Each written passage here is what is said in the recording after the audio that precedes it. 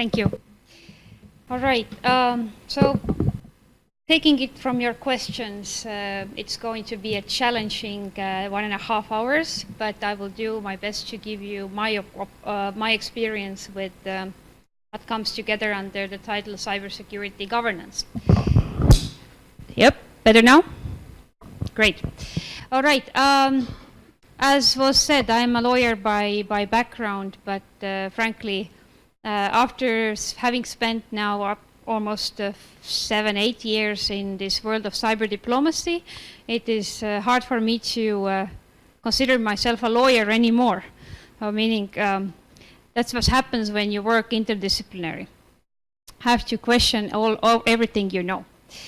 So I wanted to give you my framing of cybersecurity governance, and in many ways it goes to what John mentioned earlier about the WGIG take on internet governance, which goes about these principles, rules, norms, decision-making processes. So here I have just dubbed it as a system by which international cybersecurity activities are directed and controlled.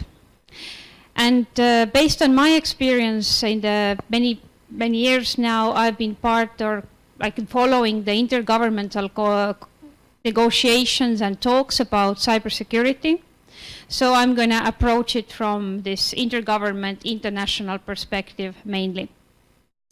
Before going there, however, I wanted to put a couple of slides extra in my presentation based on the previous presentation. Here I collected for you, and this is not an exhaustive list, of the ongoing UN processes that focus on different aspects of either information and technologies or digital society. So as you see, like alone in the UN First Committee, which is the Disarmament Committee, you will find 3 different teams: international information security and cybersecurity, unmanned aerial vehicles, and fully autonomous weapons. Then the second committee, which looks more into economic and financial aspects, is dealing with, or has been dealing with, the global culture of cybersecurity, as well as artificial intelligence.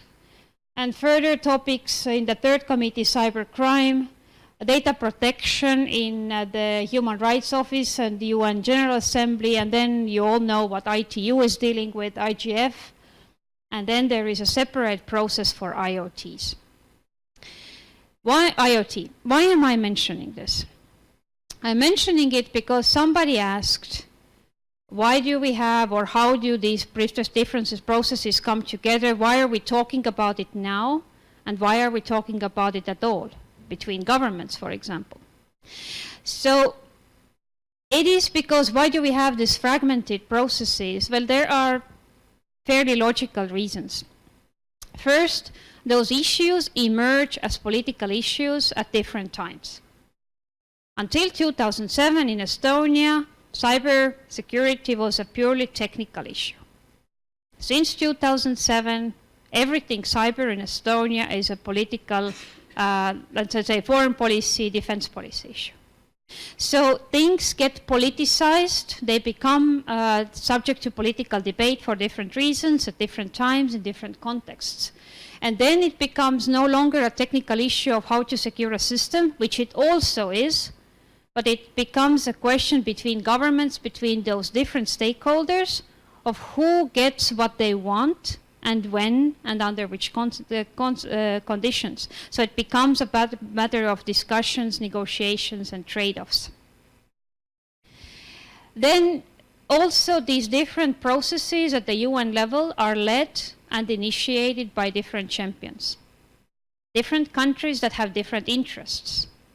And I'm going to talk to you about, in more detail, about the cybersecurity process, which started with the Russian initiative and has been balanced by a US initiative. Because those countries, when they take this issue up politically, they have their own normative aspirations. They want something to be regulated, to agreed in a certain way. And then sometimes it becomes also useful for the countries to separate those processes so they can make better and like I say, have a more focused conversation and concentrate the trade-off on a particular area of interest. So the context and ambitions of those champions often define which venue they prefer in the UN. And finally, as a result, all these discussions are not just fragmented and stovepiped as they are at national level. We have different things done at Ministries of Justice, Ministries of Interior, Ministries of Foreign Affairs, but they are also coupled with other issues. So today I'm going to talk about how IT is coupled with security. So my focus is going to be on the process in the UN First Committee called mainly the UN Group of Governmental Expert Conversations on Cybersecurity. And I'm going to talk about a little bit of the context, but also outcomes and the current thinking of what could be next.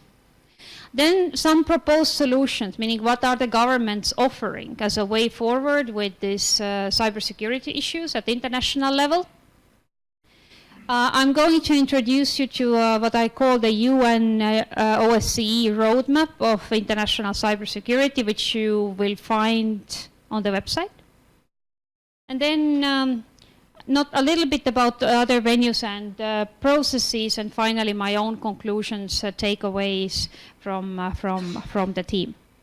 So I start with the UN First Committee process and the dialogue on international cybersecurity. So let me come back very briefly to the context and the venue of this conversation. So the UN First Committee is called the International Security and Disarmament Committee. So it focuses on disarmament, which is basically about the reduction of or withdrawal of military weapons and forces. So it is a very military context. And then international security essentially is about measures to determine and address threats to peace, to international peace, also breaches of peace, as well as aggression between states. So this is the context, the background in which the conversation is happening. And I guess we also have to look into how or what happened before or around when this issue was taken up in the UN First Committee, because over time, before the advent of the internet as such or decentralized communications, countries have had different ideas about communication, whether freedom of information is good or bad, whether they prefer to have centralized control over information flows, or they prefer to have no control over information flows, or they prefer to manipulate information flows. So there are different ambitions. And then as this adoption of ICTs increased, and especially we can talk about it in the 1990s, then obviously for countries that do not prefer this wide access to and free flows of information, it was this understanding that now there is a technology and there is momentum, there is also commercial use that will put this technology in the hands of, well, by now billions. In the 1990s it was not yet billions. By 1990s, early 1990s also gave the proof of concept of use of ICTs on the battlefield. And that definitely fed into this understanding that there is a lot about this technology that needs to be at least minded at the political level. And at the same time, or maybe even as a result or hand in hand, went this early development of information warfare, information operations doctrines headed in the US. Finally, at the same time, around the same time frame, the US was actually championed a process in the ITU, which was about bringing ICTs, connectivity, to all the countries and basically to all the people in the world. So it's not hard to see how there was political momentum growing, and the one country to seize this momentum was Russia. This is an excerpt of a letter by the Russian Minister of Foreign Affairs at the time to the UN Secretary General. And as you can see here, the emphasis was that it is possible, as they said, that at some point of time, if we adopt more information communication technologies around the world, it will become an issue of international stability and security. And as the Russian foreign minister said, we cannot permit the emergence of a fundamentally new area of international confrontation, such as creation of what they said, information weapons and the threat of information wars. And with this framing, Russia brought to the first committee this question: ICTs as a threat to international peace and security, and what to do about it. Now the focus in this dialogue, naturally then, is use of information communication technologies primarily by states, not so much by individuals, but by states. The margin to which ICTs and the use of these technologies present or carry with them a threat to international peace and security. What could be done to address these threats? And that's now where we come to these principles, norms, and rules that need to be there in place to prevent or mitigate those threats. And with that, of course, the shared vocabulary and taxonomy, because otherwise it will be very difficult to address the issue of ICTs as a threat to international peace and security at the international level. Now, I think it was already mentioned that we are now in parallel using two different terms: international information security and cybersecurity. And I want to discuss a little bit the background of this. So the Russian framing was international information security. And for those of you who come from ICT background or IT background, it's a very natural, I would say, it's a very logical framing or formulation. Because in a way what we are now talking about is securing information system and information at the global scale.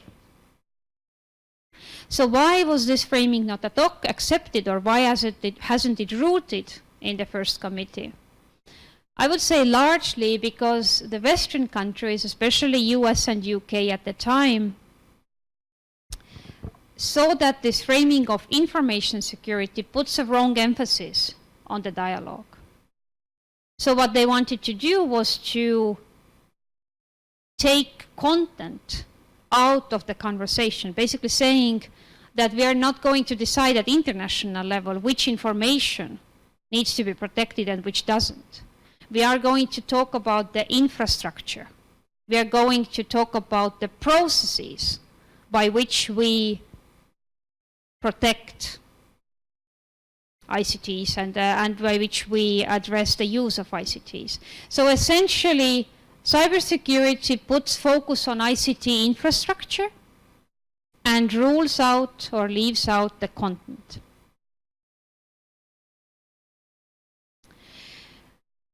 So Russia brought this process up in 1998. So very much at the height of the dot-com bubble, the UN, like the ITU race for this global connectivity, and then, as I mentioned, these emerging doctrines of information warfare and information operations. It has taken now 20 years exactly, in a way, to discuss these issues, and what we see is that 111 countries over 20 years have joined the conversation by sponsoring the resolution that the Russians initiated. Many states have also submitted their views about what I said about what constitutes a threat to international peace and security and how to overcome it. And I will rush a bit in advance by saying that not all countries think we need an international solution here. Many countries emphasize that it requires a national solution. And finally, there have been 5 expert group sessions over these 20 years to discuss the matter in more detail, in which total 38 countries have participated, and 5 of them, the permanent 5, are participating always. So it leaves 5 plus 33 countries who have been part of the conversations. And I'm going to talk a little bit in more detail about what the conversations are about. When I said that many states have said their word about what's threatening international peace and security in the context of ICTs and how to deal with it, then you can say that over time, over the years, the process has become rather popular. And I'd say those of you who are interested in this dimension of cybersecurity in international relations, then it's really sort of entertaining and useful to read these national submissions. They are available on the UN website. Essentially, as I said, the countries are divided into small groups. So somebody here raised the question of developing versus developed countries in this context. So in the UN GGE, in the UN dialogue, you can actually distinguish between 3 groups of countries. And I would put here Russia, China, and the US in one group. Why? Because they are the strategic leads of the conversation. Although they have different views, but they are in the same boat because they are talking about it from this strategic stability perspective. Then there are developing countries who have shared concerns not just about the security threats that come with vulnerabilities and also maybe their inability to fully control these technologies, and at the same time the concern of not having access to all of these technologies. And then there are a third group, and the third group is what I would call these smaller agile technology adopters. And I could put here Estonia, Singapore, Korea, Finland. Those countries that do not necessarily share this focus on warfare, but still realize that it's a national security aspect and it's the question of how to balance these economic goals with security concerns. And all those countries have their distinct views and emphasis areas in the conversation. In terms of sponsorship, also you can see how both the total number and the number of sponsors by year has gone up. In other words, this process has become very popular in the UN.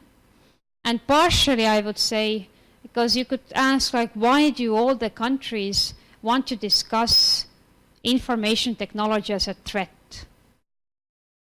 But partially, I would say because there is no other process that would look at cybersecurity not from this war and threat perspective, but from this daily implementation perspective, this state-to-state information system security, for example. So that's why this is the process and this is the framing, and it has been popular.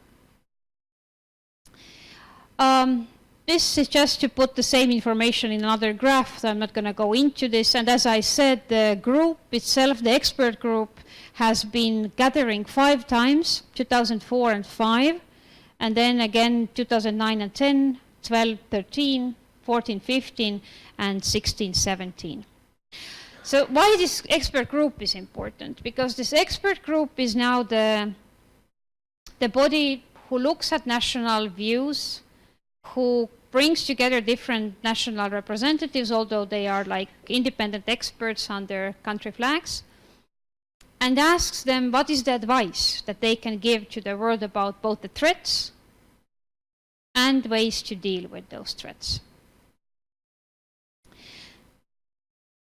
What's interesting, I guess, is that the first group was called in 2004-2005. And the first group was not able to agree whether there is a threat of ICTs to international peace and security and what to do about it. But if you think about 2004 and 5, then, and that's also what the Russian chair commented after this session, was that countries not just spoke very different languages about the whole topic, but maybe there was not this critical awareness or understanding to what extent these vulnerabilities would constitute a strategic issue for countries. Situation was very different in 2009-2010. And one thing that happened in between 2005 and 2009 was Estonia 2007.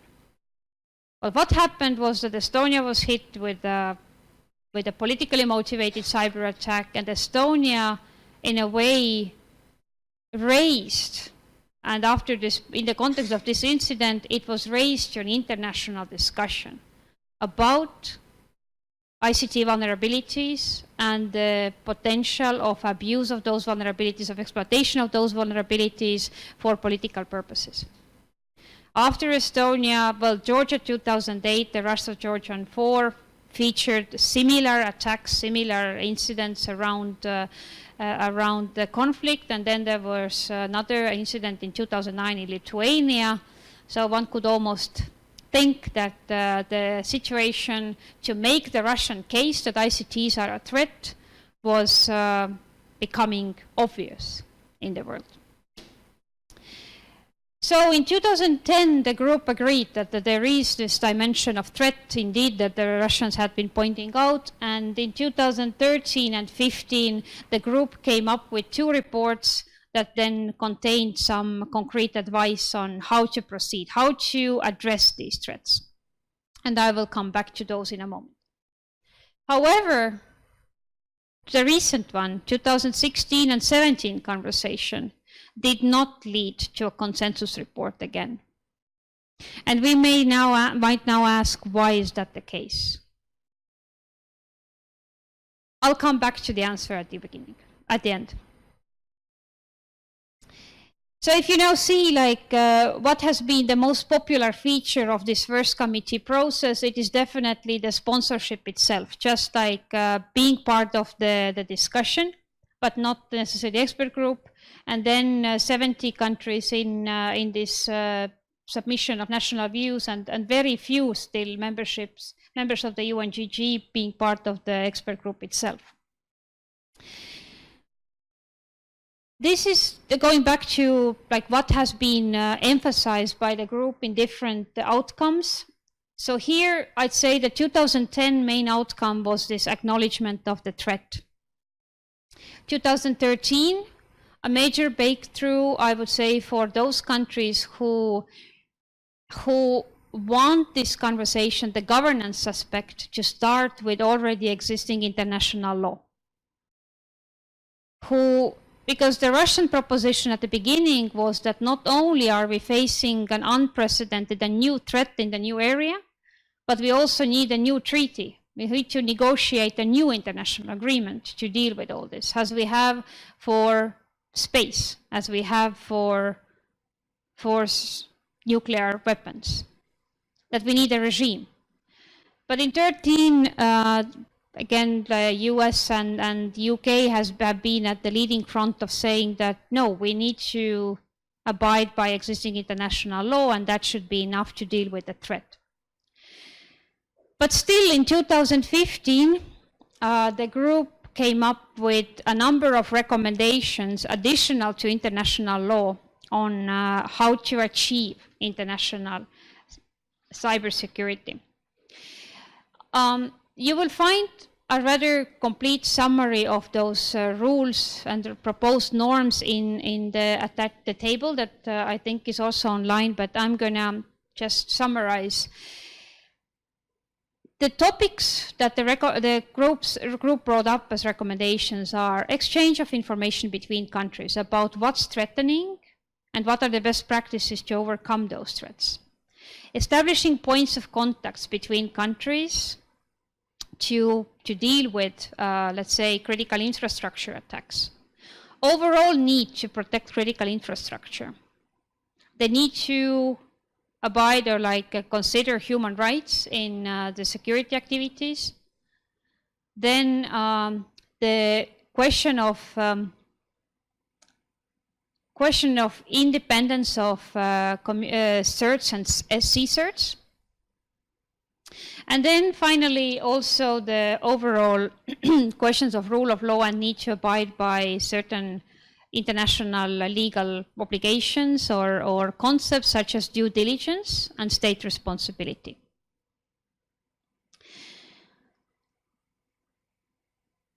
To summarize the UNGG outcomes, in 2013, what was most important was this understanding that we are not going to build these governance systems up from new treaty, but we are going to look into how we can use what we already have. And the 2015 report then has offered some views on what we already have.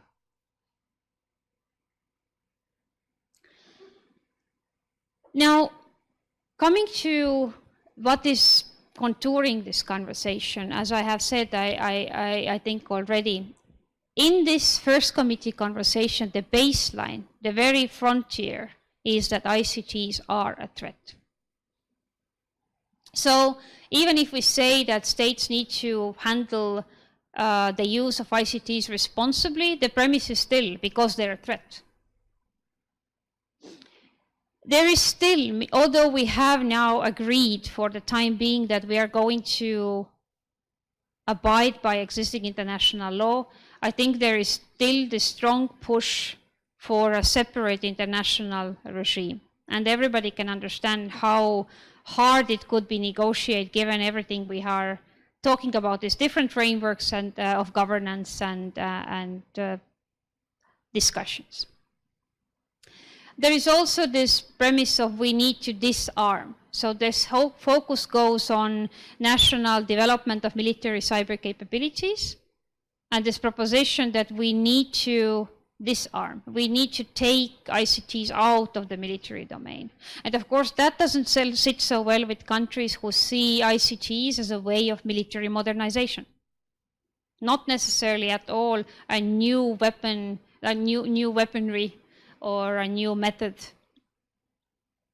And then finally, in this first committee conversation, the premise is that we can have an international and state-led solution.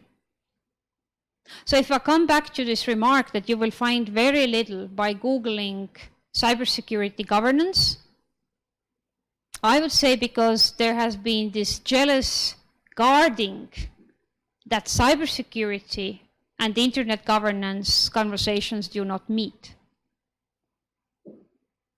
Because controlling everything, if I come back to this, what is cybersecurity governance to me about? It's about directing and controlling an agenda. Controlling an agenda that involves everybody, that covers everything, is very hard. UN conversations in the group of governmental experts are closed conversations. So they're much easier to control than some others. Whether an international and state-driven solution is possible is another matter. But this is the current assumption in this process, only in this process. So what types of solutions are we currently talking about? Well, first, international law. When we're talking about international law in the context of these cyber attacks between states, we're talking about principles and norms that can be applied to issues of international cybersecurity. Unfortunately, I have a separate presentation on international cybersecurity, so I'm not going to go extensively into these issues right now. It's also how different concepts and rules of international law are applied by states. So if we are seeing a state-on-state cyber, I would say, event, then how do states behave? What do they actually do? And how should they be applied? So what are legal scholars saying? And actually, are this theory and practice coming together? Then there is a whole discourse on these norms, rules, and principles. It's funny because the WGIG had the framing of principles, norms, and rules, which actually makes much more sense. in the context of the first committee, we're talking about norms, rules, and principles, which means that nobody really sort of puts a hierarchy between them. But we are talking about what we call peaceful, peacetime norms, the sovereignty, peaceful settlement of disputes, state responsibility, human rights. And then there is a pocket of, so to say, conflict rules, law of armed conflict, jus ad bellum and jus in bello, rules of warfare. And then at the same time, the other boxes here refer to, because this is international law. These are binding, already binding obligations. And then we are talking about non-binding obligations, such as responsible derived from international commitments that are not binding, like, for example, previous UN resolutions, such as global culture of cybersecurity or combating cybercrime. And finally, there are these new proposals. And these new proposals for voluntary and non-binding norms are interesting because they keep up these two parallel ambitions in the process. So remember, the Russian idea has been that we need a new regime.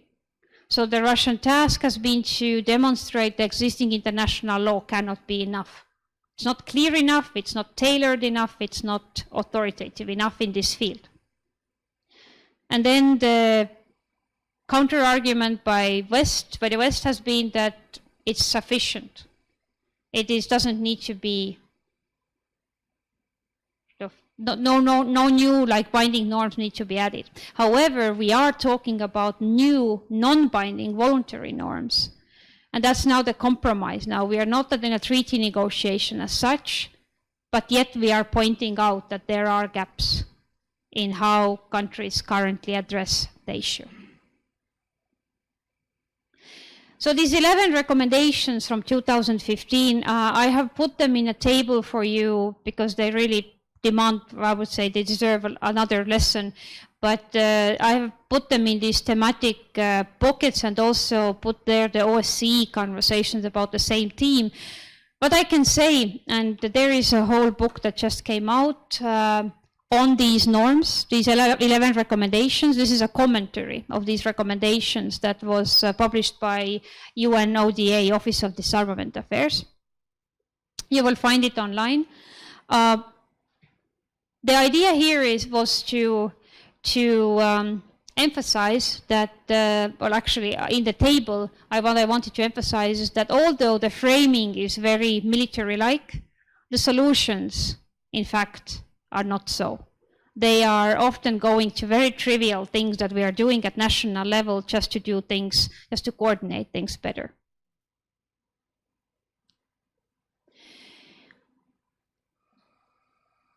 Alongside norms, just to put it in your vocabulary, I'm not going to go into this very detail, but the confidence building measures is the vocabulary of the disarmament processes. And of course, with the framing of disarmament comes also the vocabulary. So confidence building measures are action to reduce fear of attack by parties of situation of tension, with or without physical conflict. And in the context of ICTs, the group has also looked into what could be some of the confidence building measures between countries. However, this very language again carries this premise of adversarial relations between states. The roadmap, I already talked about it. This is now the table, but I call a roadmap because I think that despite these political differences that countries have, they have offered a lot of actionable advice to countries, and that's what I have outlined in the table. I will skip over the different other processes because we can discuss them if you have interest, and I would say that some of them have already been mentioned. Finally, in this conversation, more and more emerge industry ideas and initiatives. So in the context of this treaty conversation, Microsoft has emphasized the need for a digital Geneva Convention. So with that, they also come and say that governments are exploiting these vulnerabilities, and as a result, civilians suffer, and we need to have a digital Geneva Convention to deal with these activities.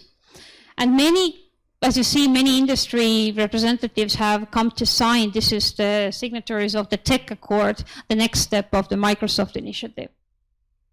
And then there is a Siemens Charter of Trust, which does not hit at government so hard, but basically emphasizes that the industry needs to implement basis already existing solutions, both standards-wise and also norms-wise.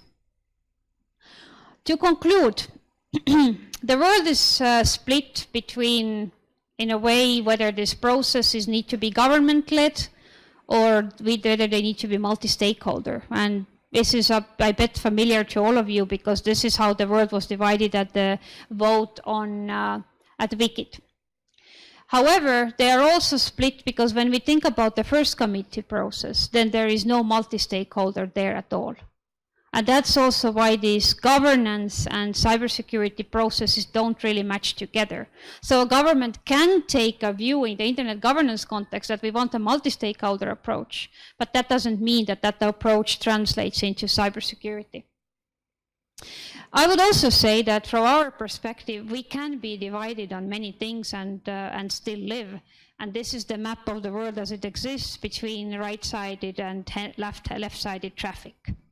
Just to outline or point out that it doesn't necessarily take consensus at every level to be able to function as an international community. And final slide. Despite all the conversations in the first committee, there is no agreed taxonomy or vocabulary on all this. And that's something that was already pointed out as a major issue between also these different paradigms of governance. I would say that in the first committee, there is a mismatch between premises and recommendations. And that's what I would say, that this threat framing does not sit well with the international community as a whole. However, it sits well with the initiators of the process and many strategic players there. There is deliberate fragmentation and overlaps in all this. That's the first couple of slides where I showed the different processes in the UN. To me, it also says that there is no real urgency of cybersecurity at the international level. Because wherever there is real urgency, there will be real agreement and there will be real steps. And at the same time, really acute problems that exist are not allocated in these international conversations. So for example, the first committee does not deal with privacy issues, does not deal with cyber espionage issues, does not look into AI so much. So with that, I guess, these two are still here for those who maybe want to study the topic further. These two cakes refer to, somebody mentioned earlier, the standards, that like how many standards we actually have in the field of IT, many. These are the norms, so sort of my landscape as a lawyer, not even legally binding norms, but these recommendations about, let's say, telecommunications, privacy, e-commerce, many other things, that all actually are about cybersecurity, that actually all also are about internet governance in a way. And just to emphasize that many governments in many international organizations have given a lot of useful guidance. With that, I conclude my presentation part. Thank you.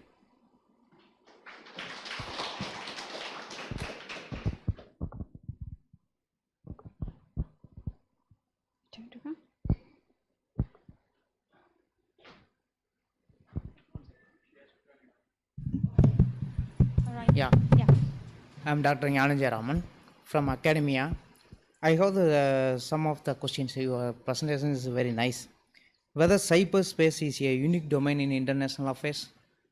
Is it for cyberspace, a unique domain? A domain. Yeah. Suppose is there, how to deal with the challenge of technical and legal and policy attributes in cybersecurity or cyber attacks? And the third question is, how to ensure effective communication with the technical, business and the civil society communities as a multi-stakeholder process? Thank you. About the domain. Could you repeat the question? Sorry? Could you repeat the question, or Sorry, give him the mic to repeat the question. People in the back didn't hear the question. Oh, you didn't hear the question? No. Okay, so the question was about cyber domain, meaning cyberspace as a domain, legal, political aspects about it, and then the interaction between communities, including with technical communities. So about the domain, I spent some time trying to figure it out, because I'm a lawyer by background, so the whole domain thing was just, couldn't get it at all. And then as a result, I wrote this book. It's called Evolution of the Cyber Domain, the Implications for National and Global Security. Why I emphasize it? Because it took me a book to realize it. I would say it is a domain in the framing of certain nations and organizations as a military domain. So the US doctrine, now increasingly also the NATO countries. So the utility of that framing is to focus your military operations in the context of ICTs. What does that mean legally?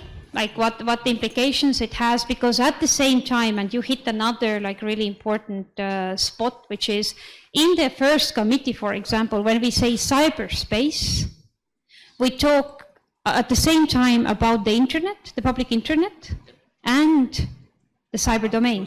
Cyber domain itself. And now try to agree on something when you have such different framings possible under one word, right? So what it means like legally and then politically, and actually that goes back to a point that I didn't return to, is why 2016-17 consensus was no longer possible. Because it's too broad and at the same time too narrow of a framing. So to find consensus between countries under these conditions, where there are diametrically different ideas about where the information society should go, more information freedom, less information freedom, more government control, less government control, and at the same time talking about military aspirations, and then the internet. It was just, it became too thin. And I would say that was the main reason that the 2016-17 consensus was no longer possible. That doesn't mean that legally and politically we would be on a dry surface here, because I think the key is for us, every one of us, to try to make sense exactly what we're talking about. Because when you say cybersecurity, it may mean data protection, it may mean information system security, it may mean something else. Everything has a name. And that's what cyber, in a way, as a framing, takes away from us. So that's what my emphasis on these, like many norms that in my view are directly applicable. It is just that the framing is confusing, and sometimes we therefore think that there's nothing. About communities? Communities, multi-stakeholders. Sorry? Multi-stakeholders for communication between technical and business. Yes, well, that's why multi-stakeholder is so essential. I'd say that for me to cross over to the diplomacy domain, and also to an extent cross over to standards and this IT management, has been a total eye-opener about like how a lot gets just lost in no translation whatsoever. So going also back to, and I need to pick it up because it was a reply to John something.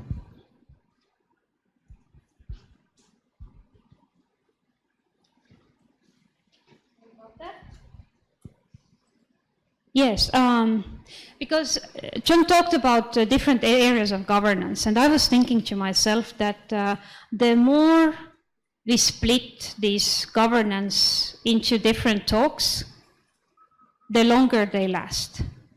So the beauty of the multi-stakeholder discussion, and I think coming together of different expertise areas, is that we can actually take a holistic approach.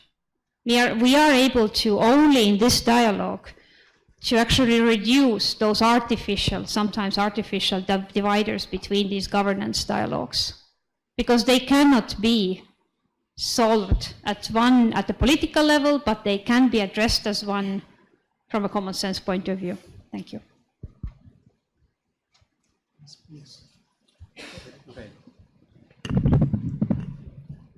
Okay, thank you for the interesting presentation, Eneken. My name is Teddy Mantoro. I'm from Indonesia. several years ago, ITU published what they call by Global Security Index, GCI, Global Security Index. Okay, mostly they have like 5 variables. Number 1 is about the legal aspect. Second one is technicality. The third one is organization. Number 4 is the capacity building. Yep. And then the fourth one is about the cooperation or collaboration. So what happened with the CGI? A lot of countries, they absorb that kind of variables. Actually, they reduce, they break down until the other 25 variables, right? So, and they really give the impact actually to the what they call by national cybersecurity strategy. Almost, I collect more than 45 national cybersecurity strategy at the moment, and then most of them, they absorb that kind of approach. So my question is, based on your experience and also your presentation just now, in relation to the cybersecurity governance from UN especially, how can the kind of approach they can help, they can be absorbed by national cybersecurity strategy? I think the target will be try to reduce if there is some attack between countries. Then if they follow the norm and so on, they can be get involved with the kind of national cybersecurity strategy. So I think that's my first question. The second question is, I don't see any recommendation yet. They're related with the mobile computing, because nowadays people everywhere, they're using the mobile computing thing, right? So especially from the legal aspect in relation to the what you call that, digital economic, for example. I give you one example, yeah. So if I have my mobile phone in Indonesia, from in Jakarta, I buy a certain I don't know, equipment or tool or whatever, and then the question usually is the normal question when I click, because I bought it from my mobile devices. So the question is, do I come to the company which is came from outside of my country, or store, they come to my mobile and I bought it? This is about the location, basically. They're related with the tax in the end. So thank you. Thank you.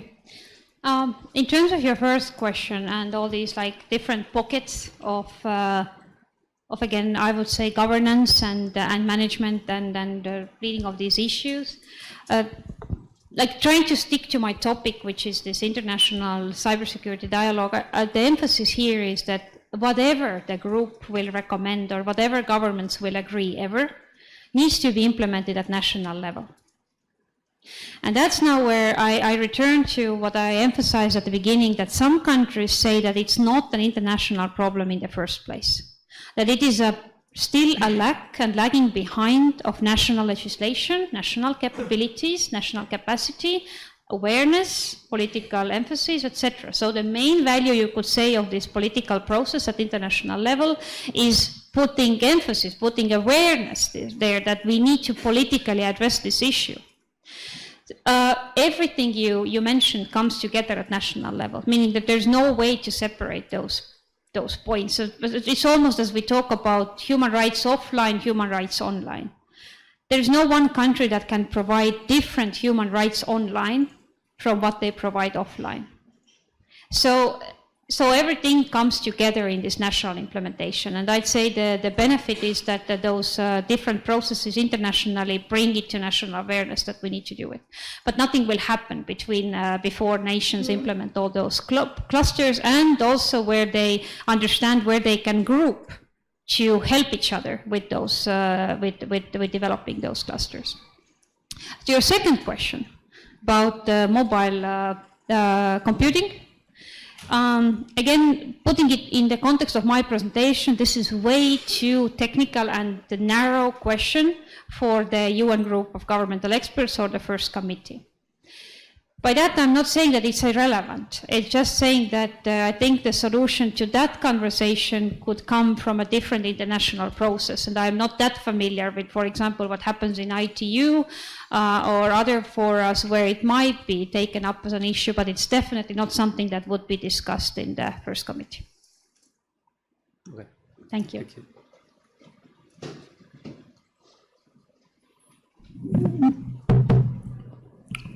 I'm Dr. Govind from India. First of all, I would like to thank you for this elaborate lecture on the cybersecurity governance.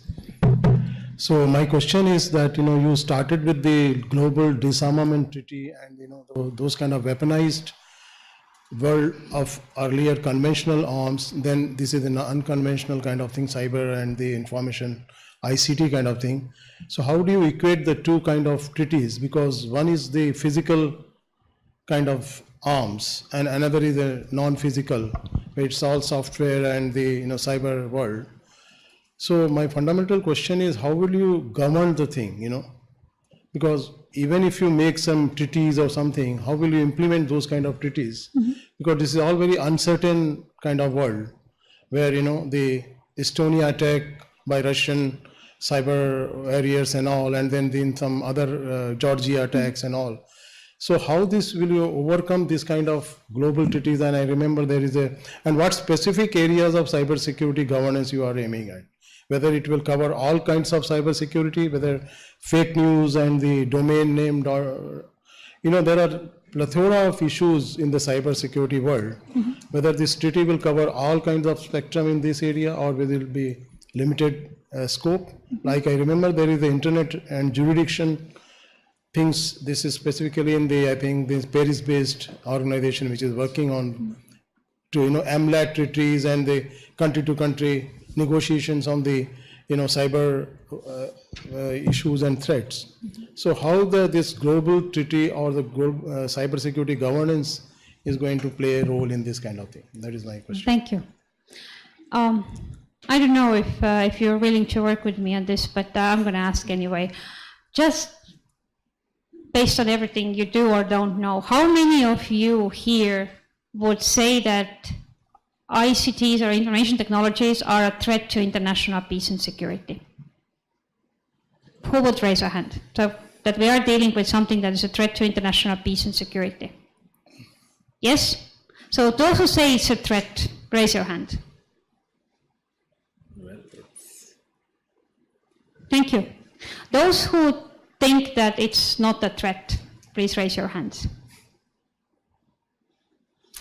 The rest are undecided. Okay, obviously what I wanted to emphasize here is that I am not convinced that there is a threat. What I didn't talk about is that actually the authoritative body at the international level to decide whether something is a threat to international peace and security or not is the UN Security Council. To date, the UN Security Council has not once discussed the ICTs as a threat to international peace and security. The first committee conversation is a closed conversation. And again, I have already explained that bringing up this diplomatic conversation was partially a strategic move on behalf of Russia to outbalance the technical development led by West. I'm not saying that there is no ground to discuss these threats. What I'm saying is I am not convinced that IT as such constitutes a threat to international peace and security. And as long as we keep this framing, we are bound to march down the road that you're pointing, that we need a treaty to address these threats.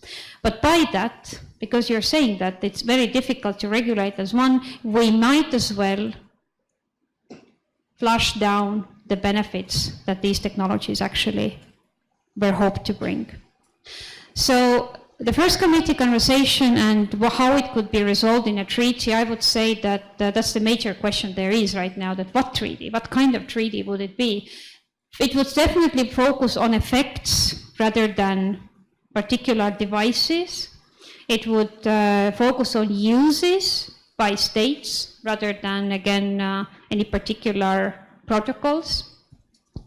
But even then, because when we think about what you mentioned, fake news, we talk about data breaches, we talk about espionage, we talk about, well, each of these has a separate legal regime. Some national, some international. So as it is framed, it is impossible to solve. And maybe it has been framed that way in order to be impossible to solve. So I want to leave you with that thought.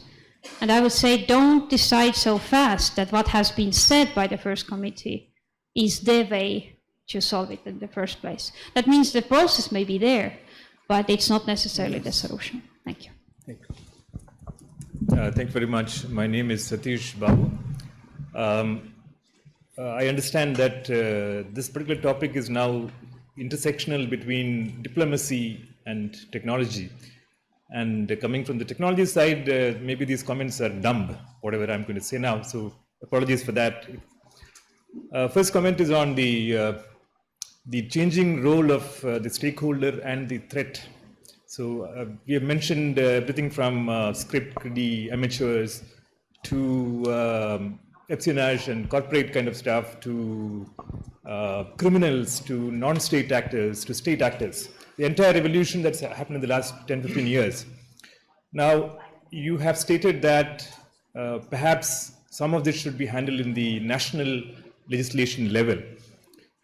I'm wondering if it is possible to handle it like that. Take the case of WikiLeaks. What would have happened if it was purely a national, probably he would have been in the jail. So from the civil society perspective, perhaps it makes sense to internationalize this thing so that there is some breadth of coverage. It's not narrowly perceived from the national kind of radar. Mm-hmm. So I would like to know your opinion on that. And the second point is regarding Microsoft's proposal for a digital Geneva Convention. In Internet Society, we've been talking a lot about this. One of the comments that has come up is that the problem with the digital Geneva Convention, it is huge. The Geneva Convention is a bunch of instruments. It requires humongous effort to come out with something parallel to the Geneva Convention in terms of the effort required. But we already have ITU, which has actually done a lot of this. ITU is within the framework. Why don't we use ITU itself? And why do you want to reinvent the wheel by going for a new digital Geneva Convention? Thank you. Thank you. Again, you raise a number of very important points. I'll start with the ITU.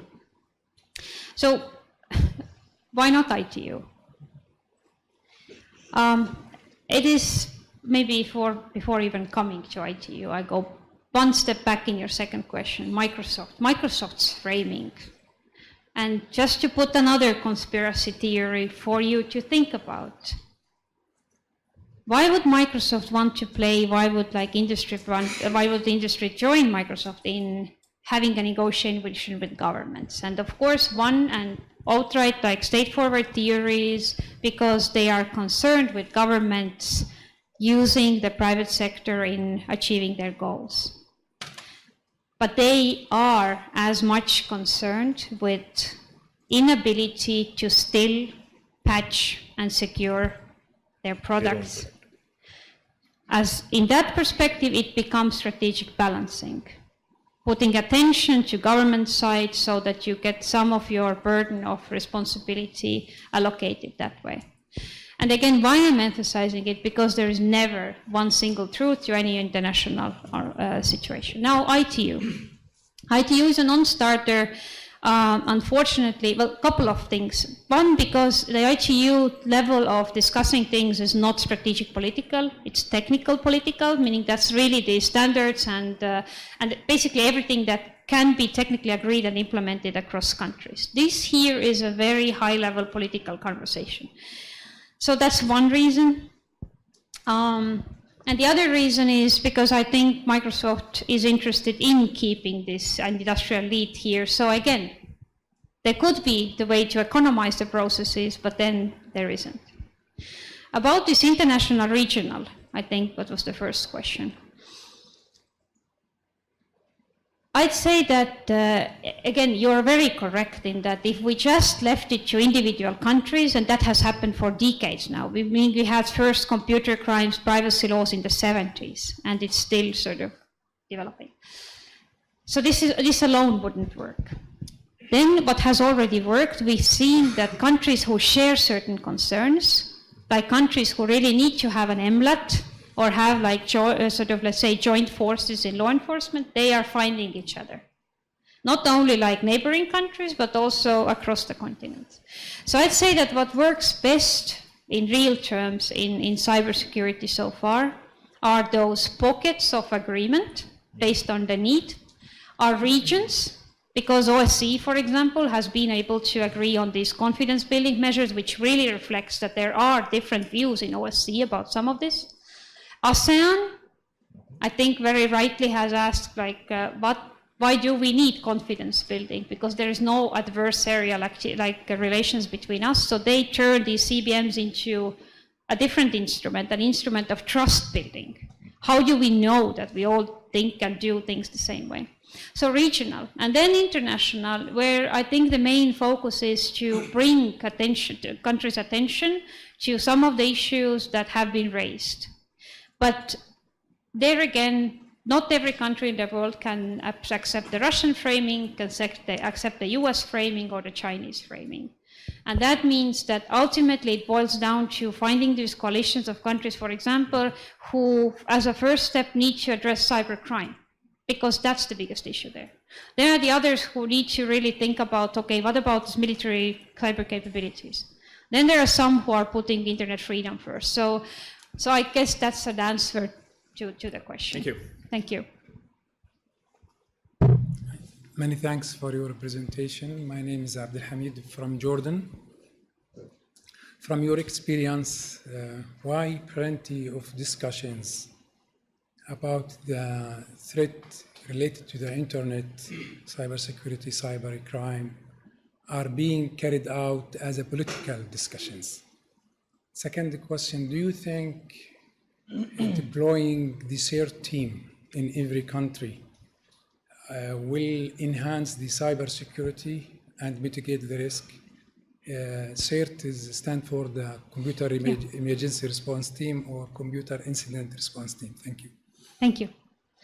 I start with the second one again, which is another sort of interesting point, and which has led me to think about this, why I'm contesting the threat in the first place.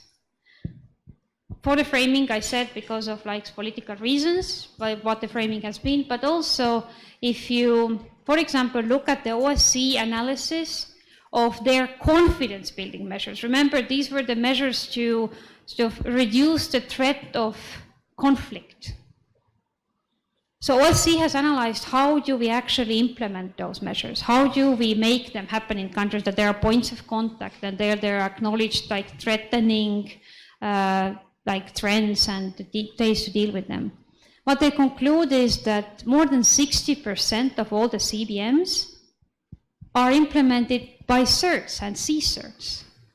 CERTs and CSERTs are not, well, definitely not military, but not political instruments. It is practical, technical cooperation between countries. So the answer to your second question is yes, yes, and yes, meaning that CERTs have a very clear role in this. And I would say the CERT community is interesting because despite all this political framing over the years, it has been almost impossible to turn CERTs into a political instrument. And that is why, where there is no cooperation, let's say between Russia and the UK, or China and, well, you name it, US at the time, sometimes, CERTs always function. CERT to CERT cooperation is going on. To your first question, why is it a political discussion? Well, because states want what they want. And because like in the country, well, in the world where there are 193 countries, and there is acknowledged contestation for not just like who gets like more information or less information, but who controls information flows and how controls information flows. When things hit the critical mass of awareness, they become political debates.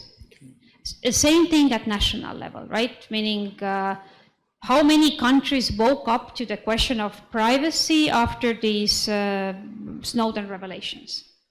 Because people didn't necessarily think how much this technology can be used by countries that are capable of doing it.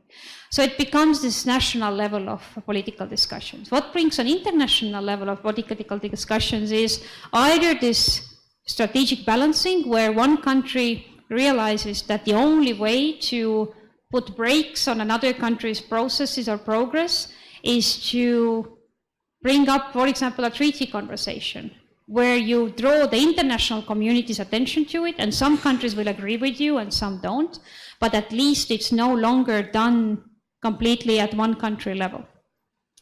So that's one reason. The other reason is, for example, especially when these national political processes rank high enough to make these political constituencies realize that, okay, we need to have a conversation about that. For example, privacy. After Snowden revelations, or in the context of Snowden revelations, Brazil and Germany brought up this whole process in the UN General Assembly on privacy in the digital age. So I'd say political processes accompany country ambitions, and that's why we need to be very constructively critical about understanding what's underlying those processes and also what are the stakes. What is the end goal of particular countries in these processes? Thank you. Thank you. You want to speak? Yeah. A remote participant from Pakistan, Kasif, he raised one question. So his question is, apps on Android-based mobile phone and devices function only when they are allowed device to your personal data, for example, location, camera, etc.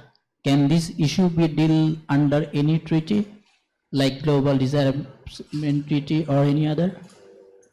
Well, it is definitely a human rights thing, meaning it boils to human rights at national level, meaning that what is the margin of surveillance that is allowed in a community. But when it comes to cross-border, it translates to, well, first of all, only state actors require, in a way, international law between them, because private actors, it boils down to have you breach the laws in your own country or the country that you're perpetrating an effect.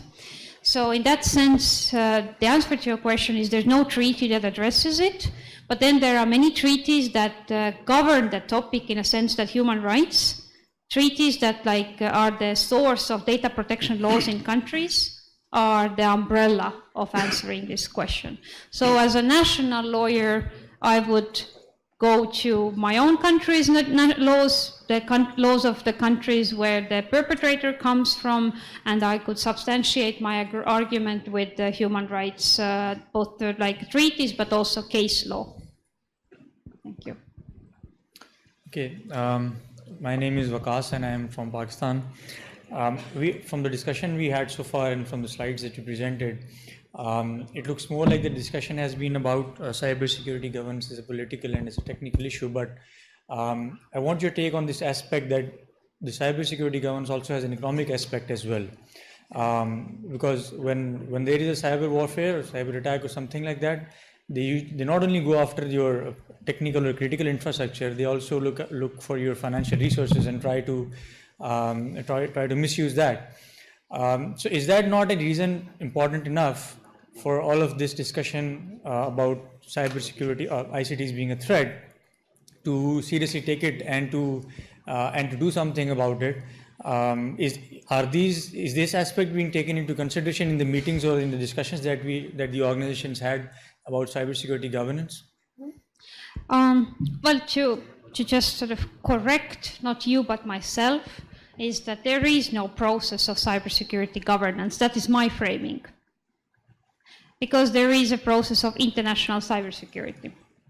And they're drawing a very clean line to anything governance. Where the governance conversation started from was that the last IGF actually featured not just anymore internet governance conversations, but there was a sort of prominent conversation also of international cybersecurity. And that's where it became that, okay, maybe we see the two areas merging now.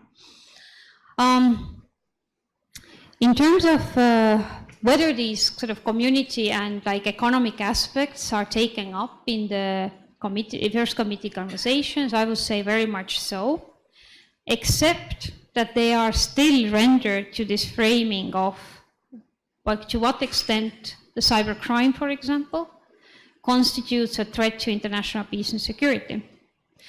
It is concluded implicitly, not explicitly, that cybercrime is not a matter of international peace and security.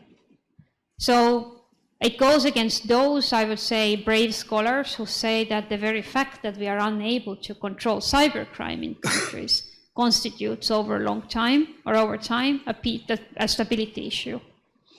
So the first committee has framed out cybersecurity from its conversations. However, this whole question of financial institutions has come up as part of the critical infrastructure conversation.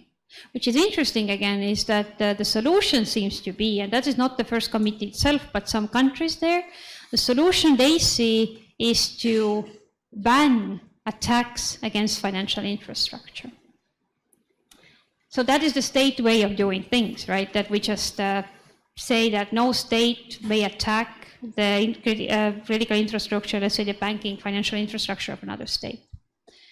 But if you now put it in the larger community balance perspective, then we have the laws against cyber criminals, like attacking, like stealing money or doing anything.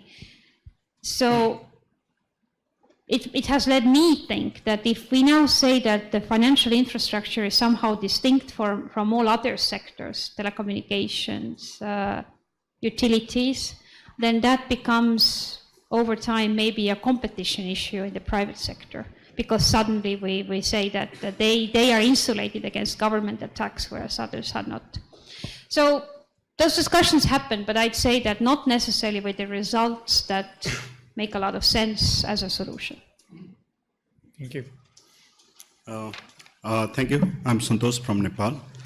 Thank you for the basic primer into the political economy of international cybersecurity governance. But it was very informative and I learned a lot of things. From your presentation, we come to know that this discussion is very much controlled in the political level, in the upper highest level within UN also. Only 5 permanent members and the 33 members are into part of it in the 5 sessions. And there are countries who will have, if there is an international convention or anything like that, international law, they will be under the ambit of this convention.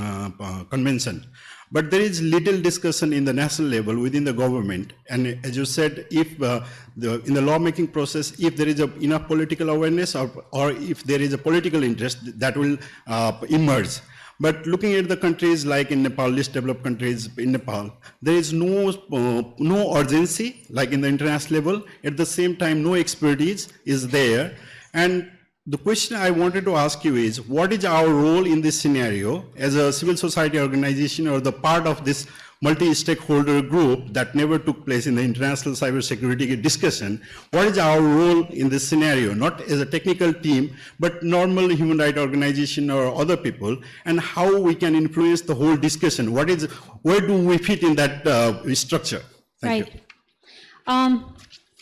I'll be very frank with you now, like just from my personal perspective. I must say why I found it very hard, like for a long time, to relate to this internet governance conversation was because it was so contoured by the civil society emphasis that now governments are taking over the internet and this and that happens. And I thought it was a bit overstated. Now, having been exposed to this international cybersecurity dialogue, I was like, well, it's not too much overstated, but coming to, I think, the question of why civil society is not so engaged in this, why the multi-stakeholder approach is not the approach of cybersecurity as such, and what to do about it. One thing is, I think the civil society conversations need to be much more aware of the political economy, the likely and workable solutions, and sort of the timeline within what something is possible. So in your question lies part of the answer, which is that countries are at very different realities in this.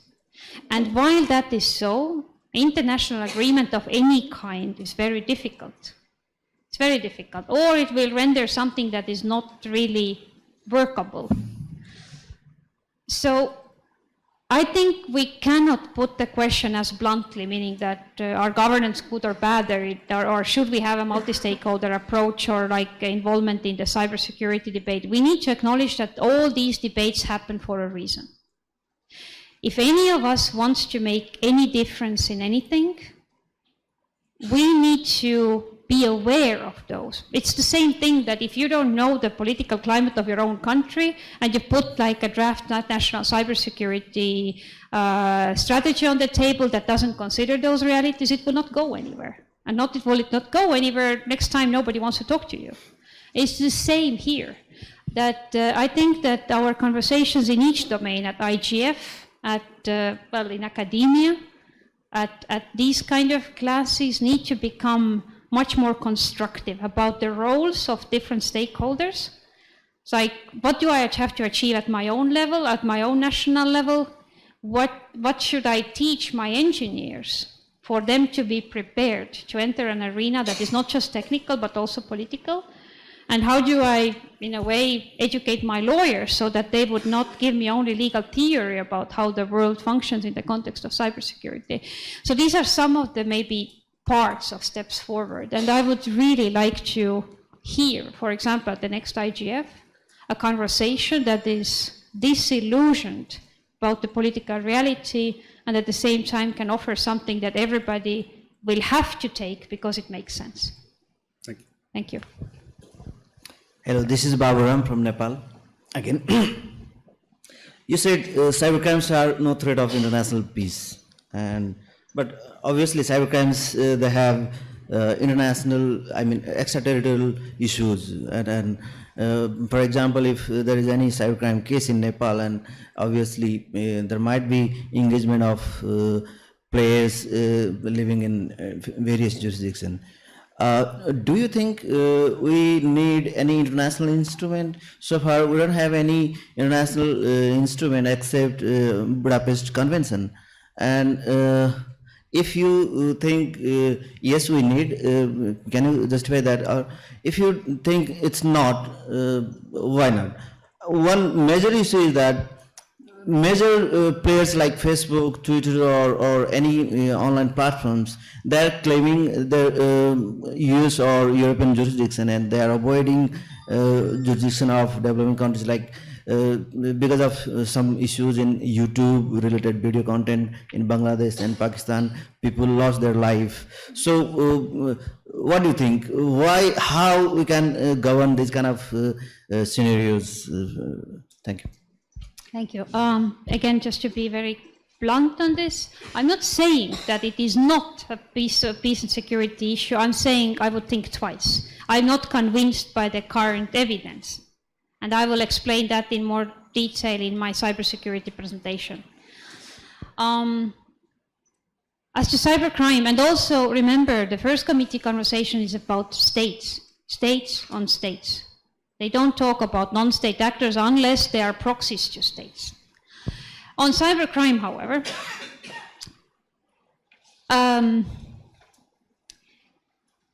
first of all, I'd say that there is never too much cybercrime legislation, meaning that we're seeing that not only it's a lack of legislation still, but also the enforcement in countryside. Whether the international treaty, like because right now we have a regional treaty essentially on this, would be a solution, I'd say that at least it would be a solution because for those countries who need a model and are not necessarily looking at Council of Europe as a logical source of solution. How it's going to happen or whether it's going to happen, Russia actually has proposed a draft the cybercrime convention in the UN. So it is being discussed. It follows the comprehensive study on cybercrime. So I think the process is in the motion. And if it won't make it a treaty, it at least will reach many countries as a sort of discussion, if it hasn't so far. And the other thing that will definitely hit cybercrime like harder is this country-to-country cooperation.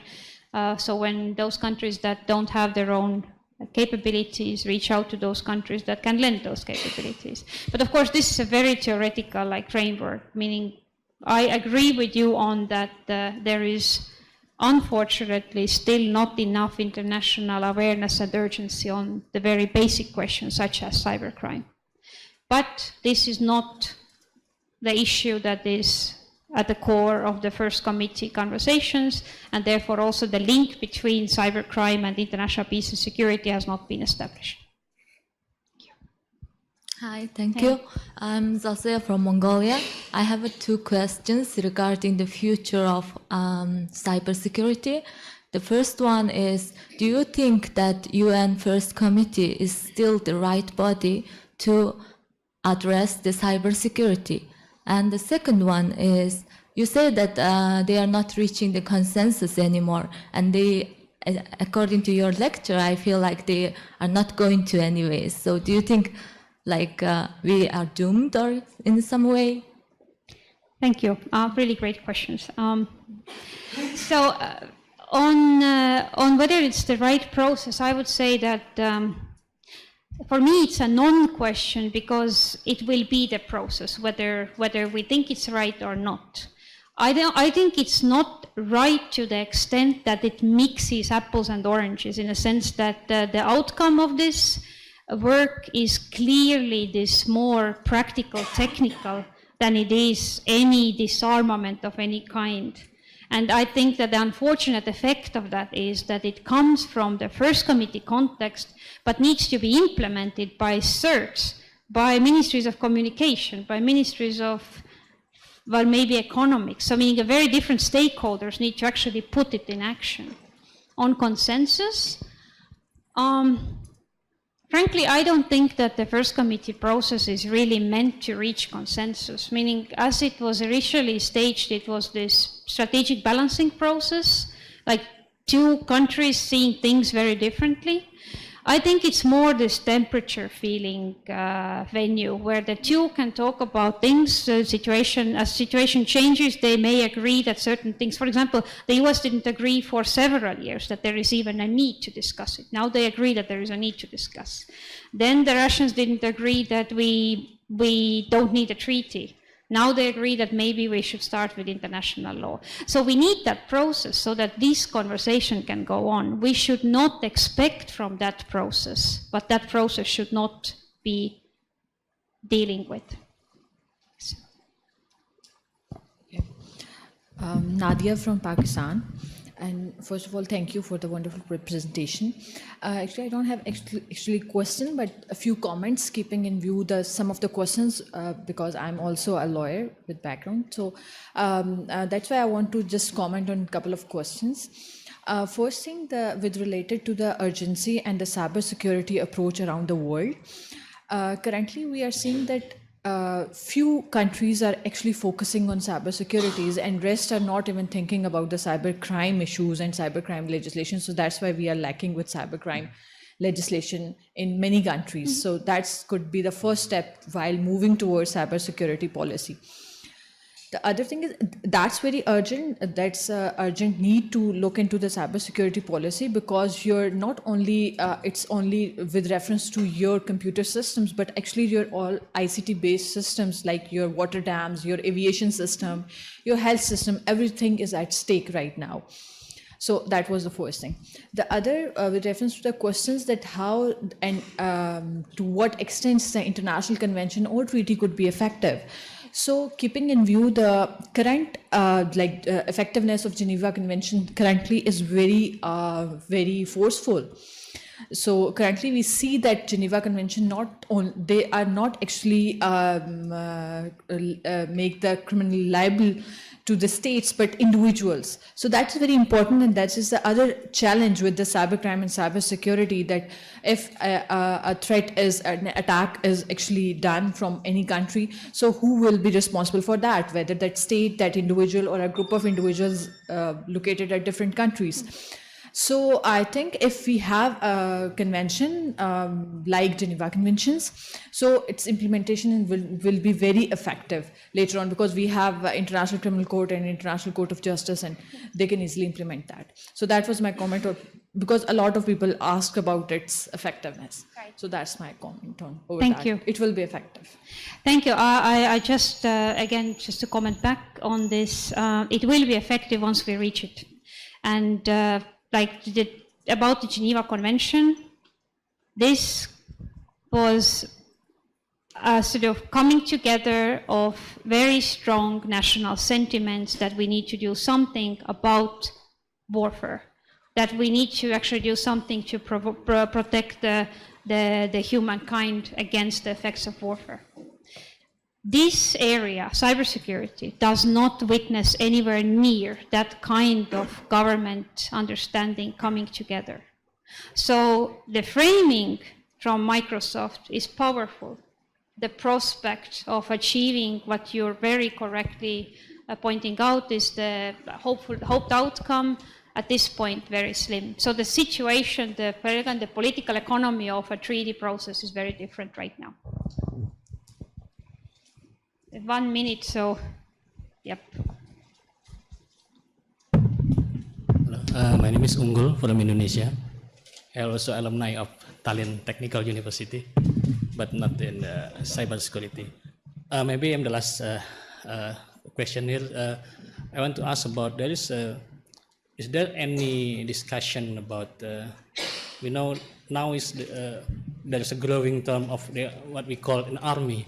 In Estonia, there's a cyber army volunteer and declared to be the first one. And then I don't know, what do you think is the impact of the declaration or institutionalizing this army to the state actor? Because in cybersecurity governance, what I heard, this is a discussion between government to government. So when some army, that we call it's in the cyberspace, and how this institution become legalized, and is there any growing discussion about how to regulate or how to recommend and about this cyber army? Because like in my country, Indonesia, we also deal with what we call MCA, and maybe some of you know, it's like a cyber terrorist, but they call it an army also. And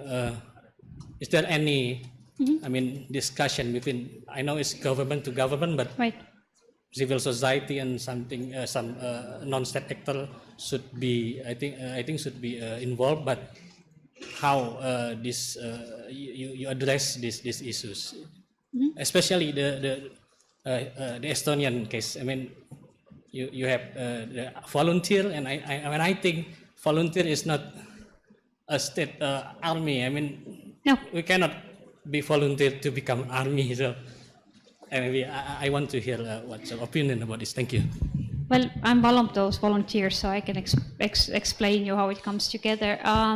So in Estonian case, and actually it's in any national setting, anything like that pertains to the setup and use of armed forces also is regulated by national law.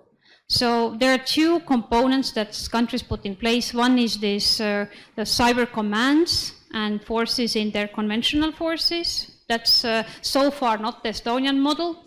And then in Estonian case, it is this voluntary force as part of the Estonian National Defense League. So how that is regulated, it is completely compatible with the overall national use of armed forces and also our civilian computer emergency response. So for example, this Estonian Cyber Defense League will cooperate and, for example, conduct exercises, but also in case of real operations, cooperate potentially with Estonian armed forces and our Estonian civilian computer emergency response coordination. So that's how it functions, and the voluntary comes from this umbrella of a voluntary military organization called the Estonian Cyber Defense League.